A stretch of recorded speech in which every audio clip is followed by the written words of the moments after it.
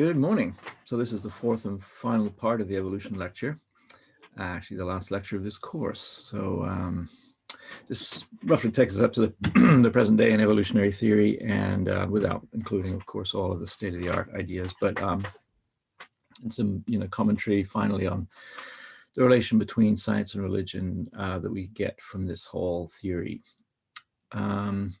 So I was mentioning in the previous lecture about the difference between the Darwinists and the mutationists, or the Mendelians, and how for the modern synthesis, natural selection is the artist. Right, so while for the modern synthesis, natural selection is the artist, and you can see how natural selection has a kind of bias, if we can call it that. That's rather a negative term, but by bias here, I just mean a tendency in a certain direction, has a bias towards producing functional components, things that work, like wings that actually allow a bird to take off into the air, or eyes that actually provide a clear, sharp picture of the world, a true picture. So natural selection has a sort of bias in that direction, because functioning components like that will make the organism more fit, in the sense of more likely to have offspring, to survive long enough to reproduce, and to be able to protect its offspring to the point that they're viable to reproduce themselves, and so on. Whereas mutation is kind of directionless. I guess it's somewhat influenced or biased by just general chemical facts. Maybe certain kinds of mutations are chemically more likely to occur, like A to T or C to G or something like that in the DNA bases. Might be chemically more likely, but there's no particular bias towards function. So this is the sort of problem with mutationism. That's the reason why it's not a very popular view today. Well, there's still a few people that take that line. Yeah, and so if you don't have selection to sort of guide the system toward functionality, on the mutationist view, selection is just sort of waiting for something functional to appear, and then it sort of preserves it, but it doesn't help to create that function. So the mutationists think you sometimes have multiple mutations occurring simultaneously, that is, or at least in the same organism, so that some new function is created. But calculations like this one by Derrett and Schmidt in Genetics, 2008, show that at least according to our understanding of how mutations work, it just takes too long to wait for combinations of mutations, like 100 million years, for example, in the case of just 2 mutations in a human population. It's faster in bacteria or fruit flies that obviously have shorter generation times and larger population sizes, but still, it's not going to work in this case anyway. Yeah, so that's the basic argument for the Darwinists contra the mutationists. There has to be this sort of gradual path. We can't have any sort of jumps. It has to be basically one mutation at a time, because even 2 mutations, which might not sound very difficult, even 2 mutations creates a formidable barrier. Okay. Yeah, now, so earlier theories of evolution, well, let's say non-Darwinian theories of evolution in the early 19th century, prior to the modern synthesis, they generally allowed a certain amount of evolution to occur, maybe by Darwinian means, that is often called microevolution. But to explain sort of big jumps, let's say from one phylum to another, or classes and orders, these sort of large-scale groupings of creatures, to turn a fish into a land animal, or to turn a reptile into a bird, or something like that, that's macroevolution. These are older terms now, not so much used by the Darwinists, but from the Darwinian point of view, there really isn't any difference between micro and macroevolution, that the large-scale changes are just a whole bunch of small changes added up, or as Dobzhansky, one of the sort of architects of the modern synthesis here in 1937, he says, we're compelled at the present level of knowledge, reluctantly, he says, to put a sign of equality between the mechanisms of macro and microevolution. Reluctantly, perhaps because it's not clear that it's a sufficient mechanism. I don't know why he said reluctantly there. You can read the paper. But anyway, that's a key feature of Darwinism. There is no difference really between micro and macro evolution.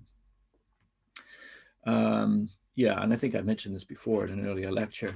It's kind of like the mechanism used to drive all the way to Chicago is basically the same mechanism used to drive to Burnaby. You just keep doing the same thing repeatedly, and you eventually get all the way there. Yeah, so funnily enough, there are still, notice it says minority here, and it is a fairly small minority, but it's still substantial. It's not just like 2 or 3 guys, okay. A lot of people today, biologists, think the mutationists were at least half right, that they think that the selection is not a creative force. It's only a sort of a fixer or a preserver. It's not the sort of source of novelty, for example, in evolution. And so these scientists obviously have to come up with new models because, just fortuitous combinations of mutations is not really going to do it. So there's a variety of new mechanisms that have been proposed in just the last few decades, things like symbiogenesis, especially Lynn Margulis there, and genome reorganization, James Shapiro, phenotypic plasticity, lateral gene transfer, various things. The problem with these things, though, is to say why they have this sort of tendency or bias toward function, sort of building, mechanisms that work. That's always the challenge to anyone who wants to go against Darwin. So here's Shapiro, who's actually set up some sort of organization called the Third Way. He's professor, it says, microbiology at the University of Chicago. So if you read this blurb, he's saying that the Third Way is sort of, we're not Darwinists and we're not creationists. We're scientists, we're naturalists. We're pursuing some sort of natural theory of evolution, but we don't think that Darwinism works. Okay. Notice how the key point that they disagree with neo-Darwinism is that they say that Darwinism has elevated natural selection into a unique creative force that solves all the difficult evolutionary problems. So there is a tendency in papers discussing evolution to find some sort of nifty thing within some living organism and say, amazing how, natural selection could create this. Without providing any details. It's like natural selection is all powerful and we don't really need to sort of justify that at all. That's the kind of thing they're reacting against. Plus, he refers here just vaguely to some significant bodies of empirical evidence that is contrary to the Darwinists. And I'm not going to sort of go into that, but there is some evidence that the genome can kind of reorganize itself in a way that is quite different from the normal mechanism of, point mutations and sort of relatively small transpositions and things like that, insertions and deletions. Okay. All right. Yeah, so here's a review actually of Shapiro's main book here, Evolution, a View from the 21st Century. And I'm only showing this because it's interesting. I mean, I'm not an evolutionary biologist. I don't sort of talk to people in those departments, so I don't have a strong sense of where people are on this. And people who are critical of evolution, or at least of natural selection, often don't want to talk about it that much because they don't want to, it's certainly in public, because they don't want to kind of give creationism a boost. But it's interesting here, he says, the book's contention, that's Shapiro's contention, that natural selection's importance for evolution has been hugely overstated, represents a point of view that has a growing set of adherents. Okay. And he thinks that there's sort of emerging sort of 2 different camps on this, particularly the molecular biologists and developmental biologists and so on, people like Shapiro, that's his background. They reject this crucial idea of neo-Darwinism, that selection is the creative force in evolution. Okay. Now Lynch is certainly much more of a Darwinist than Shapiro is, but even he is somewhat critical of overdoing the Darwinian, or, explaining everything in terms of selection. Okay. He says the vast majority of biologists engaged in evolutionary studies interpret virtually every aspect of biodiversity in adaptive terms. They say, they show something and then they say, amazing what natural selection has wrought. It's just kind of this standard thing to say in evolution papers. But he's saying, well, evolution is more complicated than that. He still thinks that selection is an important feature. He's not part of Shapiro's group by any means. But he thinks that there's a lot of things that you have to explain in other terms, like genetic drift and mutation. Okay. Yeah, and just as one example, he brought up drift here. So this is a relatively new idea. I mean, it's not particularly new. It comes from mostly from a Japanese guy, Mutu Kaimura, and some of his students. So in the 1930s, I mentioned that this is when people like Fisher and Haldane and Wright and Dobzhansky and so on were putting together the Mendelian theory of genetics with sort of Darwin's idea of selection as the sort of driving force of evolution. And Fisher, in particular, was a good mathematician, and he sort of created this, well, he didn't create it, but he certainly added to this field of population genetics, which is kind of a mathematical way to analyze how gene frequencies in a population are going to change over time and so on. And he proved this fundamental theorem of natural selection that basically the fitness is going to increase in your population as long as you have natural selection operating on a sort of an existing amount of variation. And actually, the rate of fitness increase doesn't even depend on the mutation rate. Yeah, so that's the fundamental theorem. Now, there's nothing wrong with Fisher's math there, but it turned out that, as is often the case, the assumptions aren't very realistic. So Fisher had a graph here, sort of an assumed graph, not really based on data, about the effects of mutations and how probable they are. So on the x-axis here, we have mutations at 0. That means they have no effect on fitness. They don't make the organism any sort of more or less likely to reproduce. They don't change its expected number of offspring. On the positive side of the graph here, these are advantageous or beneficial mutations, ones that make it more likely to reproduce. And on the left side, the negative end, we've got the deleterious mutations, the harmful mutations that sort of make it crippled and weak and infertile and those kinds of things.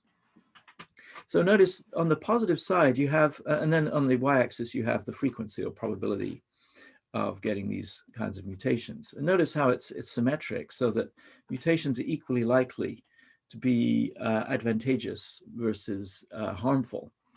And also there's quite a substantial probability of getting significantly beneficial mutations here. Now, apparently that's not true. That's not accurate at all.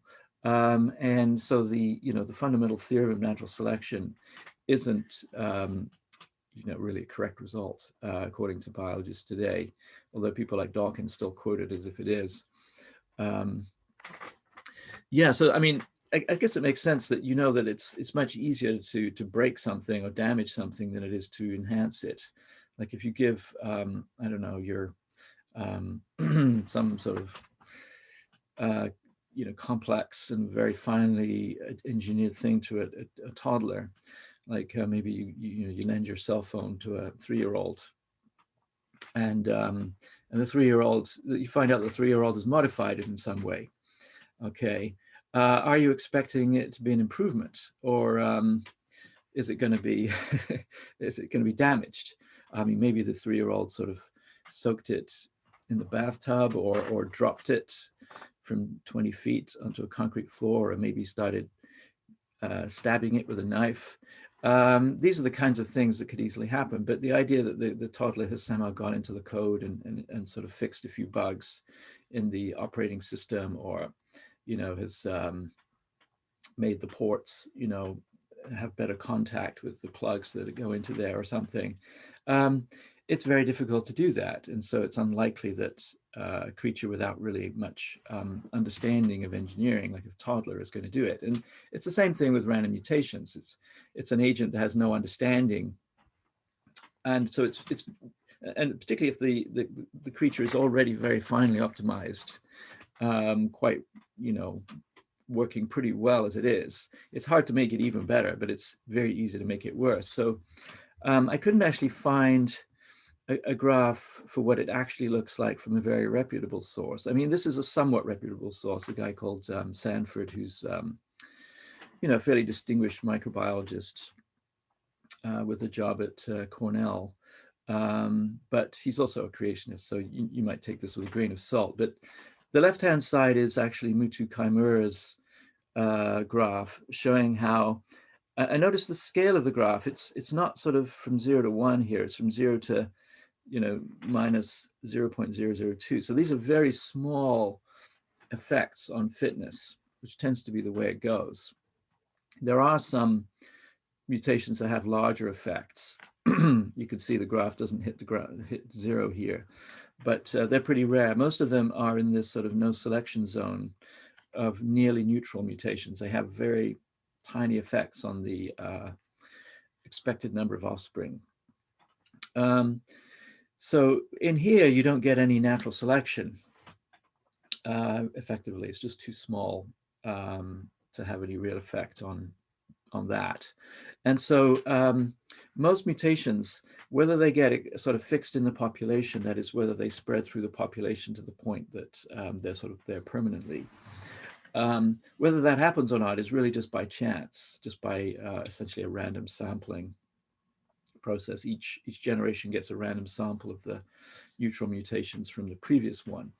So by just some of these mutations get fixed by chance. Okay, so yeah, that's one of the new non-adaptive mechanisms of evolution.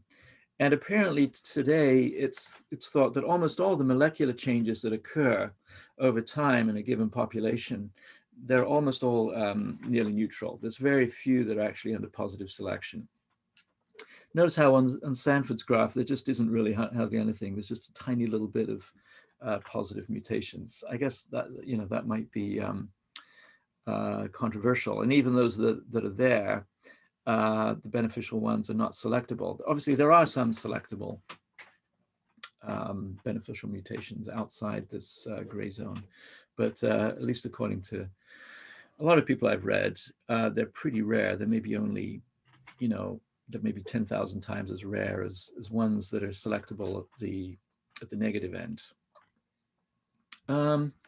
Yeah, so I mentioned this already. The most of the molecular evolution that occurs is not selectable. Yeah, and so this process is called genetic drift. So obviously drift is not a blind watchmaker. It doesn't have any bias or tendency towards function, to making things that actually work. So the sort of present view within evolutionary biology is that there must be a few, significantly advantageous mutations that are selectable, and those few are enough to sort of bring about the, adaptive and creative new things that we see in the fossil record over time. Okay, well, let's draw some conclusions then. So obviously there is a pretty substantial conflict today between religion. I'm talking really about theistic religion, especially Christianity, but also Islam. I don't hear so much about sort of Jewish creationists, but there probably are some. Yeah, so this is a much sort of longer lasting conflict. It's been going on basically since Darwin, and actually earlier. People were upset at Lamarck for religious reasons too. So let's say 200 years, much longer than anything that happened with Galileo. That was over pretty quickly. And so the worry religiously with evolution is not so much with just the idea of transmutation itself. I mean, some people have problems with that and the time scale, the sort of young Earth creationists, they roll their eyes. If you start talking about millions of years, they think that's all fake news. But generally, it's more of a problem with the natural selection idea that there's no sort of plan or purpose behind it. There's no sort of very direct link between God's intentions and what actually happens on the ground. There's no need for purpose. There's no need for design.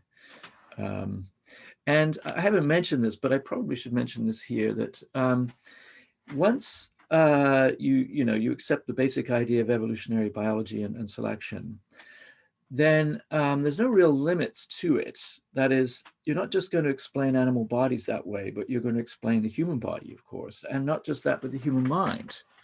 The human mind is sort of part of our phenotype, okay? And so that has to arise from our genes and so on. And not just that, but like our religious behavior is a sort of pretty stable feature of humans. From an within anthropology, you can kind of see this religious impulse, this kind of God-fearing brain, as it's sometimes called, among all tribes, all races. Evolutionary biology is going to explain that too, the sort of the religious impulse, the sense of the holy or the divine in nature and beyond.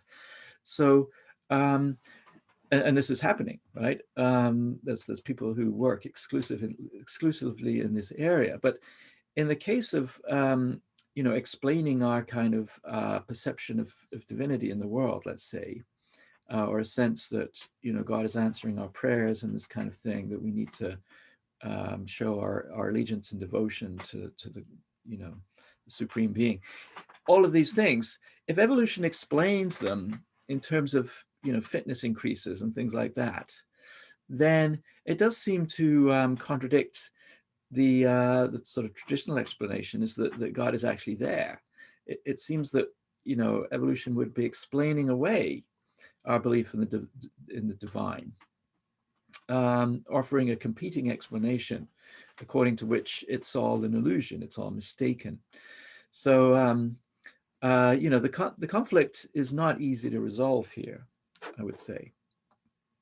Although there are some theologians and scientists who are theists who do accept the modern synthesis. Francis Collins is perhaps the best example. I mentioned it was the other guy, Miller. I can't remember, Ken Miller. I guess he's another well-known sort of Catholic who's fully accepting in the modern synthesis. In fact, wrote, I think I mentioned, probably the most popular textbook in the US, and is used in Canada too, Miller and Levine. So they sort of made their peace with the modern synthesis, that God acts through secondary causes and so on. I'm not sure if it's a view that you can really make consistent all the way, especially if you're going to start explaining our religious impulses in Darwinistic terms. It seems to be a view according to which God really is an illusion. But anyway, I'm not going to get too deep into that here. So another thing I want to conclude is that there are some religious scientists, and here I would include especially, I'm thinking of people like Mivart and Michael Behe. Behe is also a Catholic. He says he has no sort of theological beef with even neo-Darwinism. So he would be like Miller and Collins, except that he thinks the science goes against it.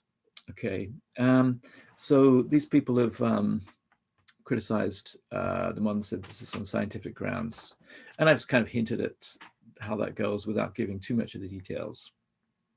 So generally speaking, these objections of people like Behe haven't gained much traction among mainstream biologists, although there are a few who are sort of pretty mainstream and sort of respectable biologists, like Margulis, I think I mentioned, Shapiro, also Masatoshi Nei, who was one of Kaimura's students. So they are not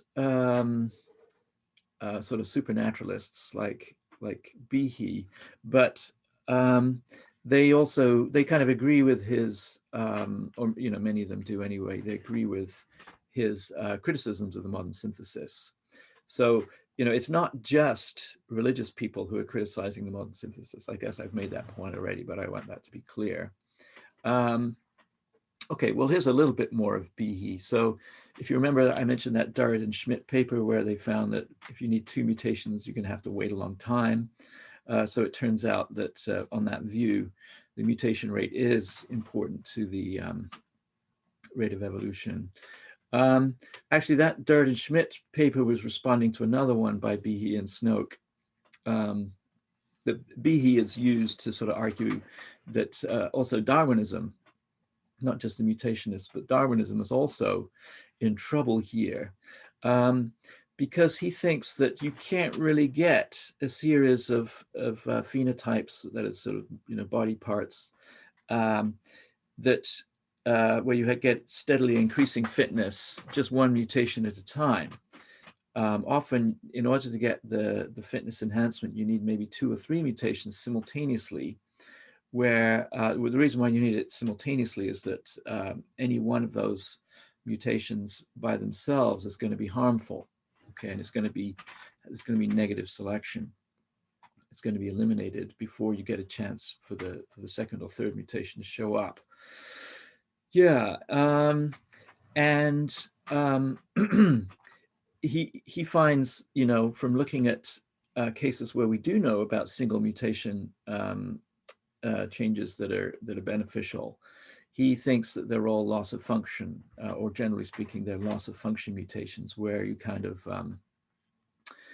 you sort of chop something off. He compares it to if you want your car to go faster, you could start to remove seats or chop off bits that aren't needed at that time, but you'll probably regret it later because let's say you chop the roof off or something. I don't know if that would help, but let's say you chop the roof off to make the car lighter and faster, but then when it starts raining, you're going to regret it. So these, loss of function mutations that occur, for example, when bacteria become antibiotic resistant, they're actually harmful mutations. I mean, it's a benefit while the environment is soaked in antibiotics, but if the antibiotics go away, those mutant bacteria are actually going to be outcompeted by the wild type that are better in various ways. Okay, the antibiotic resistant bacteria are actually kind of weak and sickly as a result of their mutation. Yeah, so he thinks that these specific combinations of mutations that you need to have a sequence of phenotypes with increasing fitness, they're just too rare. You have to wait too long for them. And here's the Behe and Snoke paper that I mentioned that Durrett and Schmidt were responding to. Here's a little bit of an interview with Margulis. Again, sort of eventually, I mean, she was a bit disreputable early in her career when she started to talk about this idea that the sort of the big cells, the eukaryotic cells, were formed when there was sort of a merger with smaller cells. The mitochondria within a eukaryotic cell is actually a bacterium that got engulfed. That was seen as like crazy pseudoscience for a while, but eventually it became accepted, and so she has kind of a good reputation now. Yeah, so she's an opponent of intelligent design, but she thinks that Behe and people like that are actually right. She says the critics, including the creationists' critics, are right about their criticism of neo-Darwinism, the modern synthesis.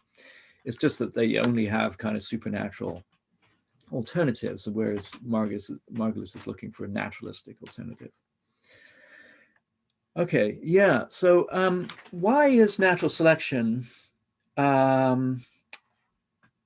still popular? Well, again, this is my own conclusion. You might disagree here. That it seems to me that it's accepted because naturalistically, no one has found an alternative creative force or sort of a force to push evolution along in the direction of increased function. There's a lot of other mechanisms of evolution now, symbiogenesis, genome reorganization, all these things, drift. But none of them has any functional bias. So you still need a good measure of selection to explain all the novelties that have appeared.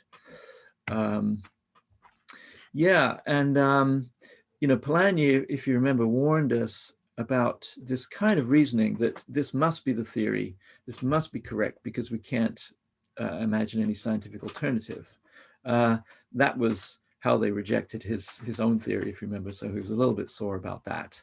And he thinks the same applies to the current Darwinist, or he calls it selectionist theory of evolution, because we can't think of an alternative to it. And that's still true today. Yeah. So I mentioned Ney as sort of a non-Darwinist, and he's actually, as the title of his book suggests, mutation-driven evolution. He's trying to develop some kind of mutationist theory. I don't know how he deals with this kind of Darwin-Schmidt problem that it takes too long to wait for multiple mutations. But anyway, yeah. So, I mean, I guess a lot of this book contains criticism of natural selection, and says, well, selection can't explain this, selection can't explain that, and so on. And in a review here, another biologist, Stephen Wright, acknowledges how difficult it is really to show that natural selection is what's causing evolution. But, there's this criticism that is always unanswerable, that Ney fails to show that how any other process other than selection can explain the evolution of complex adaptations, or novelties especially. Yeah, functionality. The only thing that it can explain it, other than God, is natural selection that we've managed to think of. Yeah, so obviously religious scientists, even if they are, 9 times out of 10 or 99 times out of 100 looking for naturalistic explanations, as I mentioned before, they're never quite 100% committed to it, because they do have this sort of alternative of primary causation from God. So certainly if you look at people who are skeptical of the creative power of selection, a high percentage of them are kind of religious, and that's not surprising. Yeah, and I mean, here's my own thing. I think it's good for them to be skeptical. I'm not saying necessarily that selection is not up to the job, but I think it's a bit like Newton trying to explain the moon, trying to predict the lunar orbit from his theory. Until he does the math, we just don't know. And I think we're certainly in that position. I mean, that's really the best you could say about the neo-Darwinian mechanism from my point of view. You can't really say it's an adequate explanation until somebody does the math, which hasn't been done. Yeah, and I think we should be open to alternatives. So I am sort of in favor of people like James Shapiro, who are digging around trying to find something else, although trying to explain the functional bit is a difficult challenge. Yeah, and so I think religion, as we've seen, isn't always sort of just a barrier to science. Sometimes religious ideas can promote science, as they did in the 17th century. For example, Kepler, just looking for God's mathematical patterns in nature and so on. I think religion might be doing science a favor here if it's encouraging skepticism towards selection, which, as I think, I forget who made this point, but it's sort of become a bit of an ideology, become almost an article of faith among evolutionary biologists, that this is the way that evolution works, which is maybe not very good for science, perhaps. Yeah, so there's some physicists like Goldenfeld here, and actually Woese as a biologist, who take a similar view to me, that selection maybe is kind of holding up science, that it's kind of an easy explanation. It's almost like the God did it explanation, actually. It's kind of this easy thing you can just say, well, selection did it. We can't do the details. We can't figure it out because it's, it's lost in the mist of time, or the mathematics is too difficult. But we know that selection did it. So there's the answer.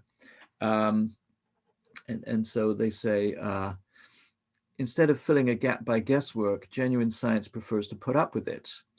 just to acknowledge that there's a gap here, something we can't explain.